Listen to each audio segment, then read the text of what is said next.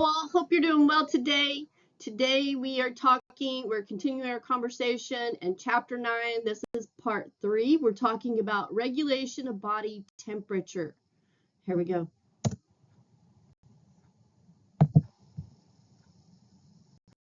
So normal body temperature or core temperature, which is our internal temperature, it's really referring to the temperature of the body's internal organs, and it is crucial for maintaining physiological functions. The normal range is 97 to 99 degrees Fahrenheit or 36.1 to 37.2 degrees Celsius. Now, our typical oral temperature is 98.6 Fahrenheit. Our shell temperature, which is our skin and underlying tissues, is really that temperature on the outside of our body, and then the skin and tissues just beneath it. There's quite a bit of variability in our shell temperature based upon the ambient temperature, unlike our core or internal structure, which remains relatively stable. Here we're talking about the processes of heat stress and heat loss experienced by a runner. Now you'll see heat stress on the left side, we'll talk about it first, and then heat loss on the right hand side of the picture. So of course one of the biggest means of heat stress is solar radiation, which is direct heat from the sun. And the next would be high relative humidity, which we have an awful lot of here in Corpus Christi. Now, this is just increased moisture in the air that can hinder the body's ability to cool itself through sweat evaporation. And then we have radiant heat from ground, surface, and other objects. This is heat that's emitted by the ground and surrounding objects that can contribute to the overall heat load on the body. This would be in the case of like turf fields, like soccer fields, football fields, where that turf field holds on to that heat and emanates it to the bodies that are playing on the field. And then heat loss. So one of the mechanisms is respiratory evaporation, which is a loss of heat through the evaporation of water during breathing. We also have evaporation of insensible perspiration, which is continuous and unnoticed evaporation of water from the skin and respiratory tract. So it's just minute. And then sweat evaporation, which is our primary method of heat loss, where sweat evaporates from the skin, carrying heat away. And then radiation, which is the heat transfer from the warmer body to cooler objects in the surroundings without direct contact. And convection from wind currents. And this is just air movement that helps to carry heat away from the body. Air movement such as a breeze cooling the skin or a fan, something along that line. And then conduction. This is direct heat transfer from the body to cooler surfaces or air molecules in contact with the skin. This heat transfer through direct contact between objects occurs in the case of when you're sitting on a cold bench, that when the body comes into contact with that cooler surface, there's a heat loss. These mechanisms work together to help regulate body temperature during physical activity, ensuring that the body does not overheat. Effective temperature regulation is crucial for maintaining performance and preventing heat-related illnesses. The hypothalamus acts as the body's thermostat, regulating temperature through various inputs and outputs. It monitors and adjusts body temperature to maintain homeostasis. And it receives input through receptors in the skin, which detect changes in external temperature, as well as our blood temperature. So it's monitored by the hypothalamus to gauge our internal body temperature. As far as output is concerned, our circulatory system compensates, so it adjusts. Such as like with vasodilation, there's a widening of the blood vessels to release heat, or with vasoconstriction, where there's a narrowing of the blood vessels to conserve heat. And muscle contraction. Shivering generates heat through muscle activity when the body is cold. And in the summers, we sweat or when we are exercising. This helps to cool the body by releasing sweat, which evaporates and reduces body temperature. Inadequate body compensation for heat loss or gain can lead to serious conditions such as hypothermia, which is a low body temperature, muscle incoordination, which is the body's ability to coordinate muscle movements. It diminishes, and it leads to shivering and difficulty in performing tasks. And then mental confusion. There's cognitive functions that are impaired, causing disorientation, confusion, and potentially unconsciousness. On the other hand, hyperthermia, which is an increased body temperature. And here we see weakness and fatigue. The body experiences a significant drop in energy levels, leading to feelings of exhaustion and inability to perform physical activities effectively. The heat illnesses can range from mild conditions like heat cramps and heat exhaustion to severe conditions like heat stroke, which is a medical emergency requiring immediate attention. So proper management of body temperature through hydration, appropriate clothing, and environmental adjustments is crucial to prevent these conditions. This is just a simplified schematic of body temperature control. So it's showing you the hypothalamus, which functions as the central thermostat. Again, it receives input about body temperature and sends out signals to maintain homeostasis. We have our input sensors of the receptors in the skin that detect our external temperature changes and send signals to the hypothalamus. And then the core temperature sensors. So it's monitoring the temperature of the blood and internal organs. And then the output responses, the circulatory adjustments that occur, like the vasodilation, where the blood vessels widen to release heat when the body's too warm, and vasoconstriction, where the blood vessels narrow to retain heat when the body is too cold. And then muscle contraction, which causes shivering.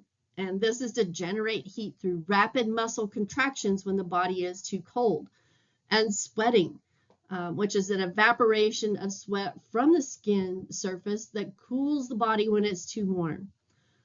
We have to do behavioral adjustments with this, such as seeking shade or shelter to cool down or warm up, and then changing clothes to regulate heat exchange with the environment, and adjusting our activity levels, so reducing or increasing our activity to manage heat production and loss. So this schematic helps illustrate how the body maintains a stable internal environment despite external temperature fluctuations.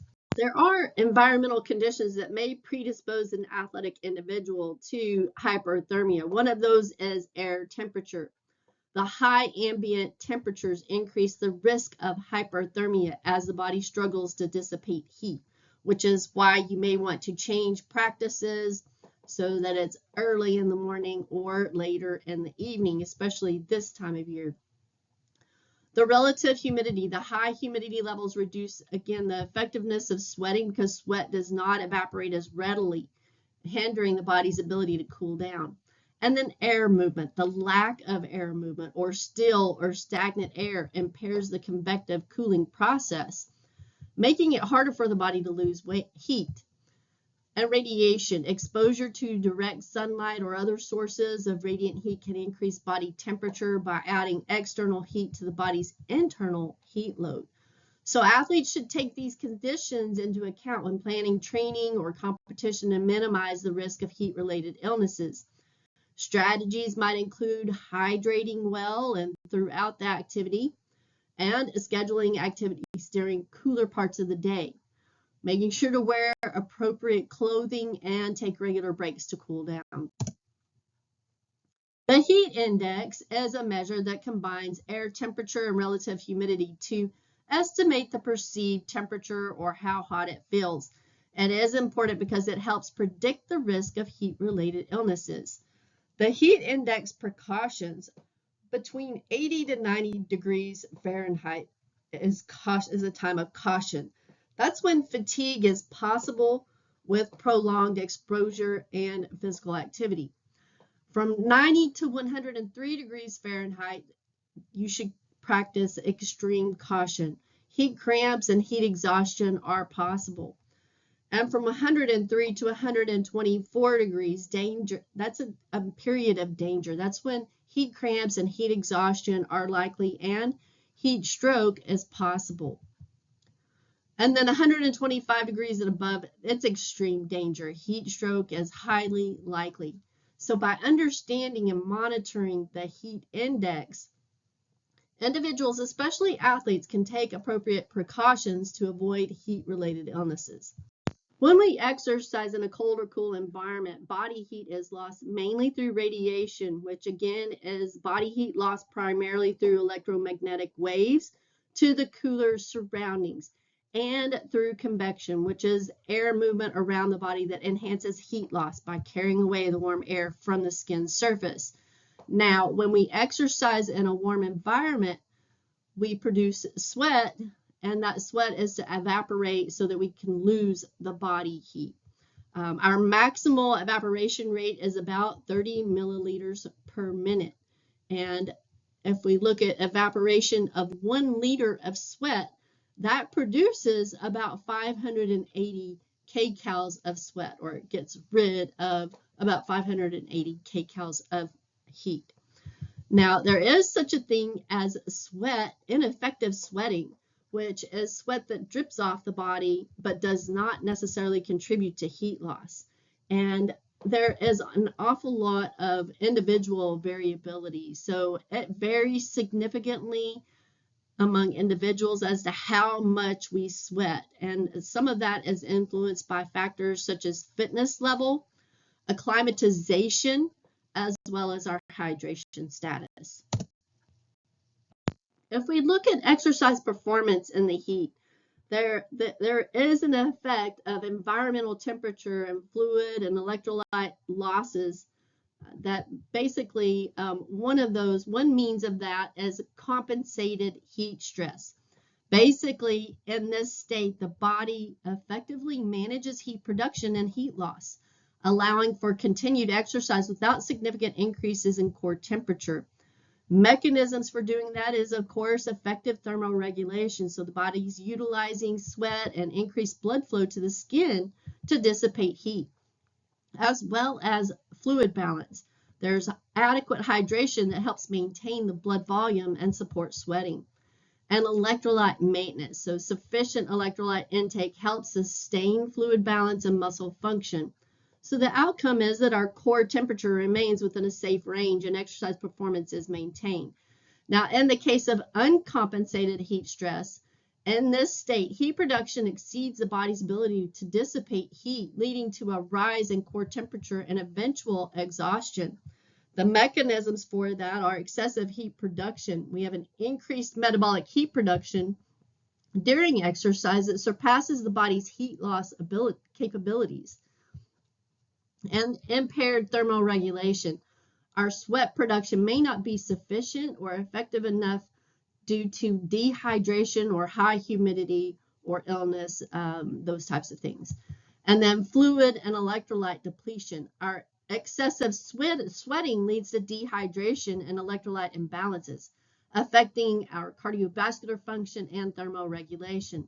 So the outcome is that our core temperature rises excessively, leading to symptoms like fatigue, dizziness, heat exhaustion, or heat stroke, ultimately forcing the individual to stop exercising. Environmental heat can significantly impact physical performance, particularly in endurance sports like distance running and cycling. Here's a breakdown of how heat affects performance in these activities. With distance running performance, the temperature impact. As environmental temperature increases, distance running performance typically declines. This is due to the body's increased effort to dissipate heat, which diverts energy away from the muscles and reduces overall performance. If we look at the wet bulb globe temperature, or WBGT, it is a measure that accounts for air temperature, humidity, and radiant heat. There is a significant linear relationship between WBGT and decreased performance in distance running. As the wet bulb globe temperature increases, performance in a 10-kilometer run tends to decline. So our mechanism, our higher temperatures lead to elevated core temperatures and increased sweating, which can cause dehydration, fatigue, and reduced muscle function. If we look at marathon running performance, the temperature effect for every 1 degree Celsius or 1.8 degree Fahrenheit increase in temperature beyond a range of 8 to 15 degrees Celsius, and again 46 to 59 degrees Fahrenheit, marathon running times tend to increase by about 1 minute. This indicates that even small increases in temperature can significantly impact performance over long distances. The body struggles to maintain the optimal core temperature and fluid balance, resulting in decreased endurance and increased perception of effort. With our cycling performance, again, you see a power output decline. The cycling power output can decline by about 15% in hot conditions. That reduction in performance is influenced by different factors such as wind speed, which can help with cooling and reducing the perceived temperature and mitigating some of the negative effects of heat. And then it can also hinder, and it creates resistance as well. And acclimatization, where athletes who are not acclimatized to hot conditions may experience less performance impairment compared to those who are not. The impact of environmental heat on exercise performance is multifaceted, with several mechanisms contributed to fatigue. One of those is central neural fatigue. In this particular case, this is where elevated brain temperature due to increased body temperature can impair central nervous system function. The higher brain temperature may affect cognitive and motor functions, leading to decreased motivation, concentration, and overall performance. And its effects are a reduced ability to regulate body temperature and decreased coordination and decision making during exercise. There's also a cardiovascular strain. In hot environments, the cardiovascular system faces increased demands to dissipate heat. Blood is redirected from working muscles to the skin to facilitate sweating and cooling, which can lead to reduced blood flow to muscles and increased heart rate. There is a greater cardiovascular strain that can lead to early onset of fatigue, reduced exercise intensity, and an increased perception of effort. There are also muscle metabolism changes that occur as well. There's an increased muscle temperature that can alter muscle metabolism, leading to increased rate of muscle fatigue. The elevated temperatures can accelerate the breakdown of muscle glycogen and increase the production of metabolic byproducts like lactate. And a reduced enzyme efficiency. Enzymatic processes involved in energy production may become less efficient at higher temperature. So there is an accelerated fatigue and a decrease in muscle strength and endurance and impaired exercise performance. There's also dehydration that occurs. So excessive sweating leads to significant fluid and electrolyte losses. Dehydration impairs cardiovascular function and decreases blood volume and reduces sweat rate, which further exacerbates heat stress. We have a decreased performance due to the reduced blood volume and heat dissipation, impaired thermoregulation, and an increased risk of heat-related illnesses and overall decreased exercise capacity.